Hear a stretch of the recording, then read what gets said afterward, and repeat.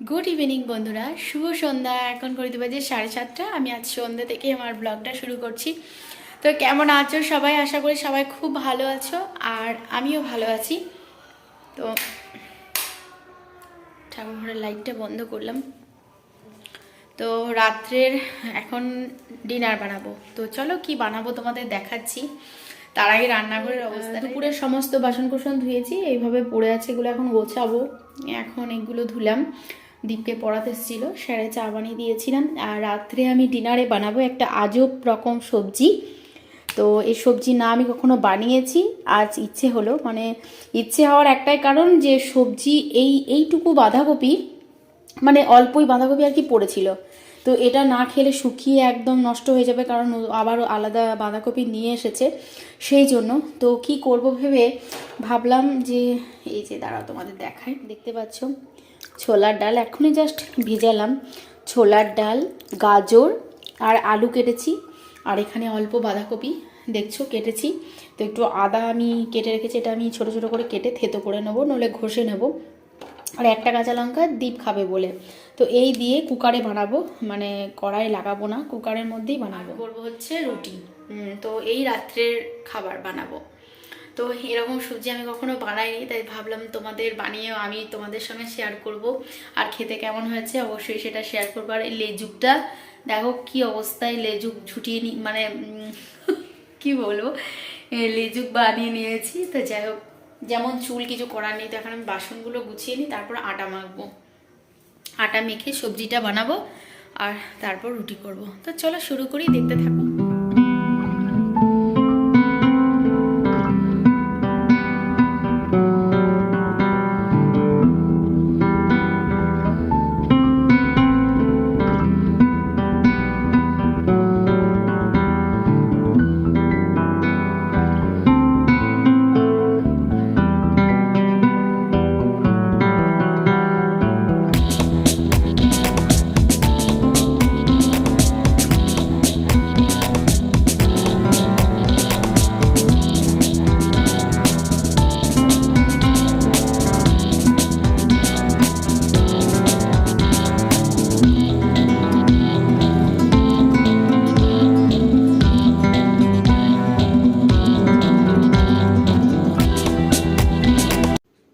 তো বাসনগুলো গুছিয়ে নিয়ে আমি রাত্রে ডিনার বানাবো। তো এরকম সবজি কখনো বানাইনি, দেখি কেমন হয়। মাঝে মাঝে এরকম করে না খেতেও ইচ্ছা করে। সরি, আমার একটু ঠান্ডা লেগে গেছে। আর এদিকে আমি দেখো কুকার বসিয়ে দিয়েছি। কুকারের মধ্যে আমি তেল দিয়ে আমি আজ রান্না করবো। আর এই যে স্প্যাচুলারি বলে এটাকে, যাই হোক খুন্তি যেটাই বলবে, তো এটা আমি কলকাতা থেকে এনেছিলাম। তো দেখলাম আজ ফার্স্ট টাইম ইউজ করছি। তো সরি, তো তেল দিয়ে দিয়েছি, তেলটা গরম হয়ে গেছে। আর আমি এখানে কাঁচা লঙ্কা দেব, আগে তেজপাতা ফোড়ন দিলাম, আর একটু পাঁচ ফোড়ন দিয়ে দিলাম। তো পাঁচ ফোড়নটা একটু ফুটে উঠলে আমি এখন দেখো কাঁচা লঙ্কাটা দিয়ে দিয়েছি, আর যেই ঘষে রাখা আদাটা দিয়ে দিলাম। তো এরকম রান্না খাইনি আসলে, বাঁধাকপিটা না নষ্ট হয়ে যাচ্ছিলো।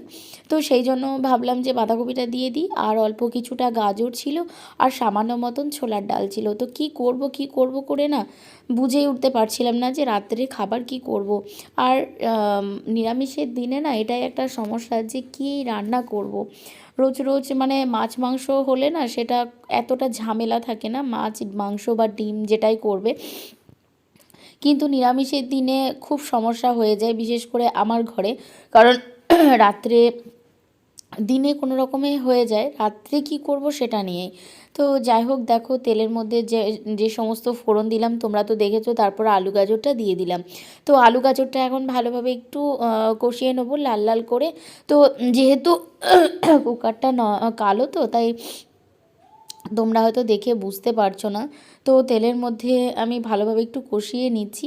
আসলে সাদা যে কুকারটা, অ্যালুমিনিয়ামের কুকারটা না আমার খারাপ হয়ে গেছে, সেটা ঠিক করতে দিতে হবে। এমনি সবই ভালো আছে, কিন্তু ওই কুকারে ঢাকনা দিয়ে উঠছে, একদম জল চলে আসছে। তো সেই জন্যই আমি আর ওটা লাগাচ্ছি না, ভয়ও লাগে। তো এখন সমস্ত আদা টাদা দিয়ে আমি আলু গাজর কষিয়ে নিয়েছি। আর এখন আমি দেখো কেটে রাখা বাঁধাকপিটা দিয়ে দিলাম। বাঁধাকপিটা একটু বড় বড় করে কেটেছি, এই কারণে যে কুকারের মধ্যে তো সিদ্ধ হতে কোনো অসুবিধে হবে না, তো সেই জন্য। আর আমি এখন দেখো ভালোভাবে একটু বাঁধাকপিটাও কষিয়ে নেব ঢাকা দিয়ে দিয়ে। তো পুরোটা তো সেভাবে দেখানো সম্ভব নয়, তো যেটুকু সম্ভব আমি সেটুকু অবশ্যই দেখাচ্ছি। আর শীতের দিনে না এই যে মানে এত কাজ বাড়িতে যে কি বলবো, মানে সকাল থেকে ভিডিও শুরু করার মতন কোনো পরিস্থিতি থাকে না। এমনিতে তো ছোটো দিনের বেলা এত সারা সকাল থেকে ছেলের টিফিন রান্না বান্না কাজকর্ম এসব করতে করতে সময় যে কোথা থেকে কোথা বেরিয়ে যায় নিজেই বুঝতে পারি না। তো সেই জন্য আজকাল আর সকালের দিকটা মানে আমার ভিডিওই করা হয় না। তো বিকেলবেলা থেকে ওই জন্যই শুরু করি। আর সকাল এডিট করারও সময় নেই যেন, কারণ ছেলে থাকে বা বর থাকে, রান্নাবান্না করি। আর একটা সমস্যা হয়েছে কি, আমার সামনে যে রাস্তাটা সেই রাস্তাটার ড্রেন হচ্ছে, তো মিস্ত্রি লেবার ওদের আওয়াজ মেশিনের আওয়াজ, এই জন্য দুদিন ধরে না এডিট করতেও পারছিলাম না। তাই দুদিনের আগের ব্লগ এটা আমি দিচ্ছি। মানে নানান রকমের অসুবিধে বুঝতেই পারছো, পাশাপাশি মানে হতেই পারে এটা। তো যাই হোক, আমি সমস্ত মশলা যেগুলো আমি দিলাম, মশলা বলতে শুধুই তো কাশ্মীরি লঙ্কা গুঁড়ো দিলাম, হলুদ গুঁড়ো দিলাম, আর সেরকম মশলা কিছুই দেবো না। একটু চানা মশলা আছে সেটা দিয়ে দেবো, তো অন্য কোনো আদার্স মশলা দিচ্ছি না। একটু নুন মিষ্টি দিয়ে নাড়াচাড়া করে আমি ছোলার ডালটা দেবো, দিয়ে ভালোভাবে একটু কষিয়ে নেবো। তারপরে একটু সামান্য পরিমাণ মতন জল দিয়ে ঢাকা দিয়ে দেবো। আর ছোলার ডালটা একটু সিদ্ধ হতে সময় লাগে, তো তো একটু সিটিটা বেশি লাগবে। আমি এখানে 6টা মতন সিটি দিয়েছিলাম। তো যদি এভাবে কোনো দিন কারোর ইচ্ছে হয় রান্না করে দেখতে পারো, রাত্রে ডিনারের জন্য ঠিক আছে। এমনি যে খুব মানে ভালো হয়েছে সেটাও বলবো না, এমনি খাবার মতন হয়েছে। তো তোমাদের ছোলার ডালটা দিয়েছি তখন আর দেখানো হয়নি, তো যাই হোক কোনো কারণে আমার ভিডিওটা অন করা হয়নি। তো ছোলার ডাল তো দিয়েছি, তোমরা হয়তো দেখে বুঝতে পারছো। তো একটু নাড়াচাড়া করে আমি এখন যে চানাটা সেটা দিয়ে দিলাম, চানা মশলা। তো চানা মশলা দিয়েছি আর সামান্য কেবলমাত্র টেস্টের জন্য চিনিটা দিলাম। তো এখন একটু ভালোভাবে নাড়াচাড়া করে আমি জল দিয়ে দেবো। তো আজকাল মানে কি বলবো, বাসন কোসন যে গাদা গাদা ধুয়ে রাখি না, সেগুলো দুপুরে আর গোছাতে পারি না। বিকেলবেলায় এত ঠান্ডা পড়ে গেছে, আর ঘরের মধ্যে যে কি ঠান্ডা তোমাদের কি বলবো, বৃষ্টি হওয়ার জন্য না প্রচণ্ড ঠান্ডা বেড়েছে। আর আমাদের ঘরে প্রচুর ঠান্ডা, জানি না এই ঠান্ডা মানে কি বলবো, ভাড়া বাড়িতে এত ঠান্ডা ছিল না গো, এখানে এসে না প্রচুর ঠান্ডা। আর ওই দিকের ঘরটা, যে ঘরে তোমরা সবসময় আমাদের দেখতে পাও, সেই ঘরটার জন্য বলছি না, ওই দিকে যে উত্তর দিকের আমার ঘরটা রয়েছে না, ওই দিকে কি প্রচণ্ড হাওয়া আসে, নদী আছে বলে এত হাওয়া। আর যেহেতু পাশে বাড়ি নেই বলে প্রচণ্ড ঠান্ডা, ওইদিকে জানালাটা তো আমি খুলতেই পারি না। তো এখন দেখো জল দিয়ে দিলাম, জল দিয়ে এখন ভালোভাবে একটু কুকারের গায়ে যেগুলো লেগেছিলো সেগুলো একটু মানে জলের মধ্যে দিয়ে দিলাম। তো পরিমাণ মতন জল দিয়ে এখন আমি ঢাকনাটা লাগিয়ে দেবো। এরপর আমি আটাটা মেখে রাখবো, তাহলে রাত্রে রুটি খাওয়ার সবজি আমার রেডি হয়ে যাবে। আর মিষ্টি আছে, সমস্যা কিছু হবে না। আর দুধ তো রয়েছে, দুধ তো আমাদের রোজই খাওয়া হয়। আর ছেলে আমরা সবাই মিলে দুধ খেতে পছন্দ করি। আর শীতকাল বলে দুধটা খাওয়াও দরকার। শীতকাল মানে হজমের সমস্যা হয় না বলে, আর গ্রীষ্মকালের দিকে একটু হজমের সমস্যা হয়, তো সেই জন্য দুধটা খুব একটা মানে খাওয়া আর কি খেতে পারি না, সেটাই বলছি। তো এই আর কি, এটা সিটি দিয়ে রেখে দিলাম। আর এখন রুটিগুলো করে নিচ্ছি। আর আমার তো বেশ কিছুদিন থেকে ঠান্ডা লেগেছে, জানি না এই শীতকাল আমার হয়তো ঠান্ডাটা কমবেই না। তো যাই হোক, অনেকটা সময়ও হয়ে গেছে। আর এখন রুটিগুলো করে নেব, তারপর খাওয়া দাওয়া করে শুয়ে পড়ব। তো এরকম ধরনের রান্না কখনো করিনি, এই প্রথম করছি।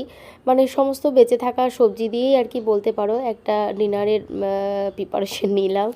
তো কি বলবো, সমস্ত কিছু সবজি ছোট মানে যেগুলো আর কি অল্প অল্প হয়তো সবজি রান্না করলেও আর অল্প হয়ে যাবে, সেই জন্যই। তো যাই হোক, এইভাবে রাত্রেটা চালিয়ে নেব, তারপর পরের চিন্তা পরে হবে। তো এখন রুটিগুলো করে নিই, তারপর খাওয়া দাওয়া করে নেব।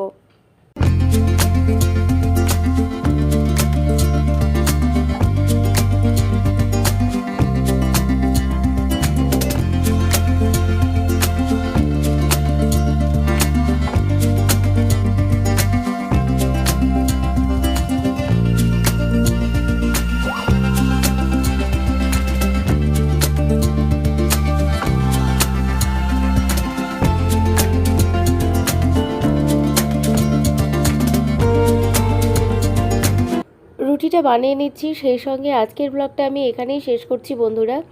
তো আজকে আমার এই ব্লগ যদি তোমাদের ভালো লেগে থাকে তাহলে প্লিজ একটা লাইক করে দিও, আর আমার সঙ্গে থেকো, পাশে থেকো, এটাই বলবো।